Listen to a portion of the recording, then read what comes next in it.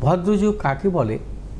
ভদ্রযোগ হচ্ছে কন্যা রাশিতে যদি কখনো চন্দ্রের অবস্থান থাকে, তার কেন্দ্রভাবে যদি বৃহস্পতি এবং বুধের অবস্থান থাকে, বা বুধ কখনো যদি কন্যা রাশিতে অবস্থান করে, তার কেন্দ্রভাবে যদি কখনো বৃহস্পতি এবং চন্দ্রের অবস্থান থাকে, এবং লগ্ন যদি তার জন্মছকে কেন্দ্রভাবে বা ত্রিকোণভাবে অবস্থান থাকে, তাহলেই ভদ্রযোগের সৃষ্টি হয়।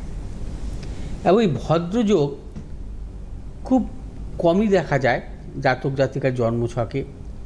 ভদ্রযোগ হচ্ছে নিষ্পাপ হতে হবে। বুধ বৃহস্পতি যেমন মিথুন রাশিতে অবস্থান করছে, কোনো অশুভ গ্রহের দৃষ্টি নেই, অশুভ গ্রহ যুক্ত অশুভ গ্রহ যুক্ত নেই, বা অশুভ গ্রহের মধ্যগতও নেই, বা অশুভ গ্রহ দ্বারা একাধিক অশুভ গ্রহ দ্বারা দৃষ্টও নেই।